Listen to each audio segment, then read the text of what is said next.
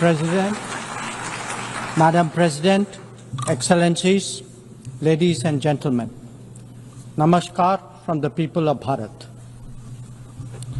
We are gathered here 8 decades since the founding of this unique body. The UN Charter calls on us not just to prevent war, but to build peace. Not just to defend rights, but to uphold the dignity of every human being. It challenges us to stand as good neighbors, uniting our strength so that generations to come inherit a world of justice, of progress, and of lasting freedom. Madam President, forces unleashed by history since the founding of the UN propelled this body forward. As decolonization advanced, the world began to return to its natural diversity. The membership of the United Nations quadrupled, and the organization's role and remit grew significantly. In the era of globalization, its agenda evolved even further. Development goals took center stage, even as climate change emerged as a shared priority. Trade acquired greater prominence, while food and health access were recognized as essential to global well-being. Where security was concerned, the UN undertook peacekeeping operations and promoted disarmament discussions.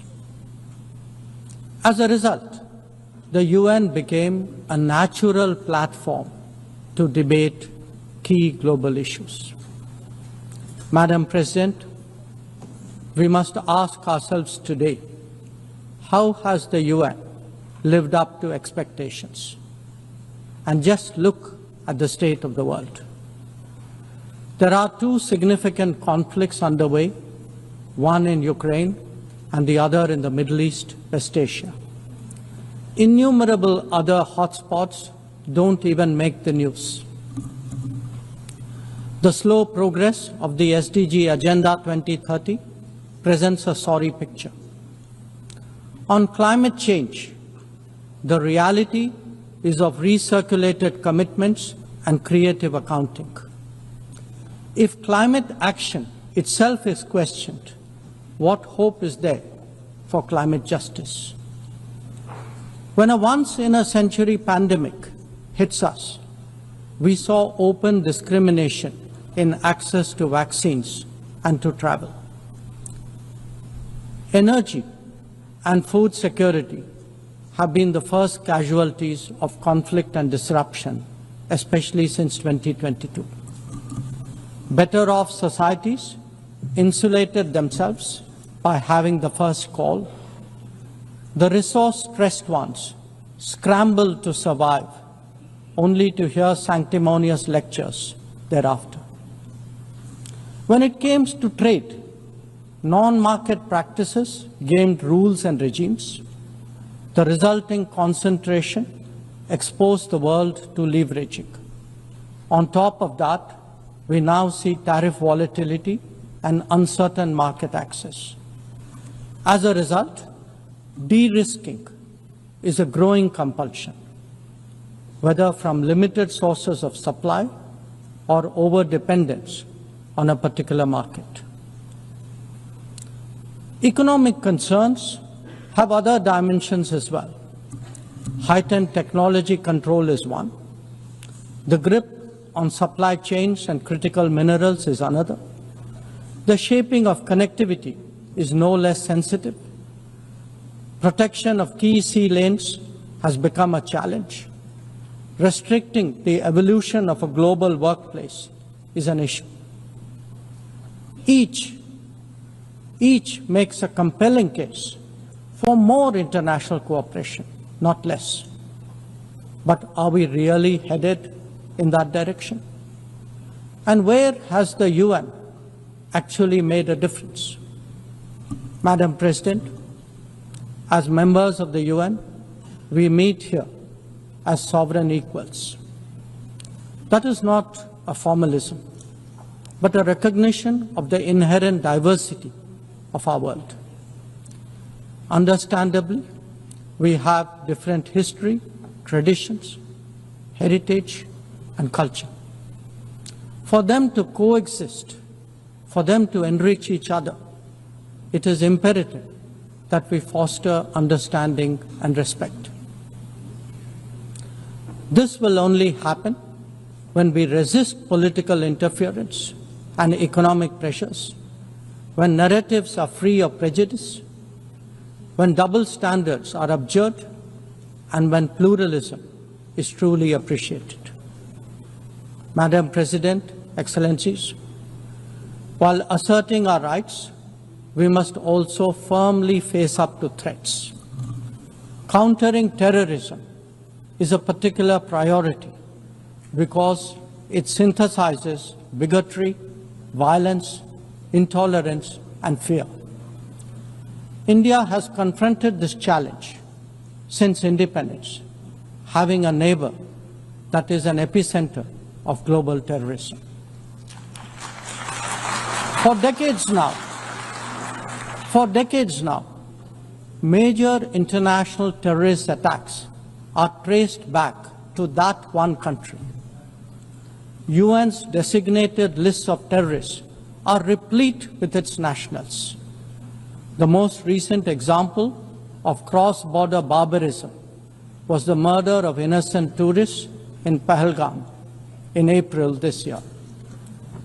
India exercised its right to defend its people against terrorism and brought its organizers and perpetrators to justice.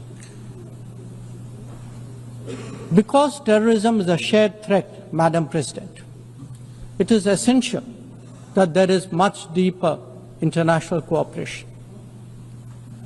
When nations openly declare terrorism a state policy, when terror hubs operate on an industrial scale, when terrorists are publicly glorified, then such actions must be unequivocally condemned. The financing of terrorism must be choked, even as prominent terrorists are sanctioned. Relentless pressure must be applied on the entire terrorism ecosystem. Those who condone nations that sponsor terror will find that it comes back to bite them.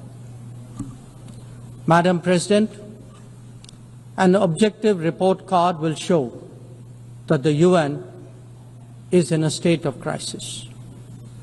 When peace is under threat from conflicts, when development is derailed by lack of resources, when human rights are violated by terrorism, the UN remains gridlocked. As its ability to forge common ground diminishes, belief in multilateralism also recedes. Central to the erosion of the UN's credibility has been resistance to reform. Most members strongly desire change, but the process is being made an obstacle to the outcome. It is imperative that we see through this cynicism and purposefully address the reform agenda. The historical injustice done to Africa should be redressed. Both permanent and non-permanent membership of the Council must be expanded. A reformed Council must be truly representative, and India stands ready to assume greater responsibilities. Madam President, today the predicament of the Global South is especially acute. Bharat, under the leadership of Prime Minister Narendra Modi, believes that it has both a duty to contribute and an obligation to motivate. That is why we have undertaken more than 600 major development projects in 78 countries, as well as innumerable community-based initiatives. They range from large infrastructure to small livelihoods, from capacity building to people's welfare, from concrete assets to education and training. Turbulent times require that we step forward during moments of crisis. India has been forthcoming in that regard, especially in its immediate vicinity. Whether it is finance, food, fertilizer, or fuel, we have responded to the urgent requirements of our neighbors.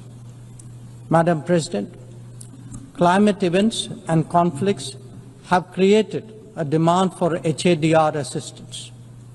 Reflecting our growing capabilities, Bharat has endeavored to be a first responder.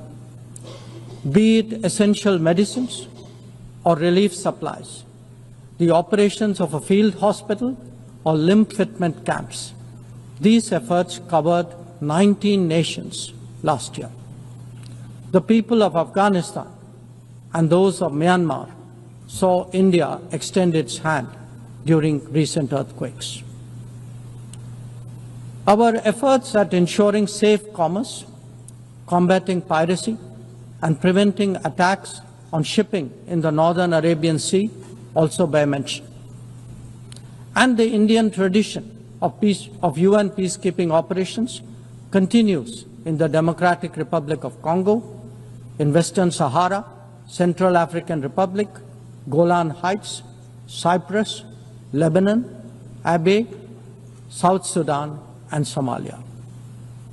To put it clearly, our soldiers ensure peacekeeping, our sailors protect maritime shipping, our security counters terrorism, our doctors and teachers facilitate human development the world over, our industry produces affordable products, our techies promote digitization, and our training facilities are open to the world. These remain the core of our foreign policy. Madam President, each one of us has the opportunity of contributing to peace and prosperity. In the case of conflicts, especially Ukraine and Gaza, even those not directly involved have felt its impact. Nations who can engage all sides must step up in the search for solutions. India calls for an end to hostilities and will support any initiative that will help restore peace. The last decade in Bharat has also seen transformative changes due to the vision of Prime Minister Modi. Our digital public infrastructure has redefined governance and enabled delivery of public services on an unprecedented scale. Our startup ecosystem, innovation culture, and microfinance are changing the face of society. Our rapidly growing infrastructure facilitates both ease of doing business and ease of living for citizens. India remains committed to sharing its experiences and tools with others on their journey of development. Artificial intelligence as a horizontal and cross-cutting technology has a particular promise for development. India's approach is to harness it responsibly for human welfare. Inclusion and impact will be the watchwords for the summit that India will host in 2026. Madam President, Bharat approaches the contemporary world guided by three key concepts. One, Atmanirbharta, or self-reliance. That means developing our own capabilities, building our own strengths, and nurturing our own talent. We see its results already, be it in manufacturing, in space programs, in pharma production, or in digital applications. Make, innovate, and design in India also benefit the world. Two, Atma Raksha, or securing oneself. We remain determined to protect our people and secure their interests at home and abroad. That means zero tolerance for terrorism, robust defense of our borders, forging partnerships beyond, and assisting our community abroad. And 3, Atma Vishwas, or self-confidence. As the most populous nation, as a civilizational state, as a rapidly growing major economy, we are confident about who we are and what we will be. Bharat will always maintain its freedom of choice and will always be a voice of the Global South. Madam President, these are certainly challenging times for the international community. Many of our assumptions and expectations no longer hold. In such circumstances, it is imperative to stay strong, to hold firm, and to deepen friendships. International cooperation must prevail because islands of prosperity cannot flourish in an ocean of turbulence. A world order requires common purpose, as it does empathy for others. That is where we look to the United Nations. Madam President, every member who can make this world a better place must have the opportunity to do their utmost. And for that to happen, reformed multilateralism is the obvious way. The 9th decade of the UN must be one of leadership and hope.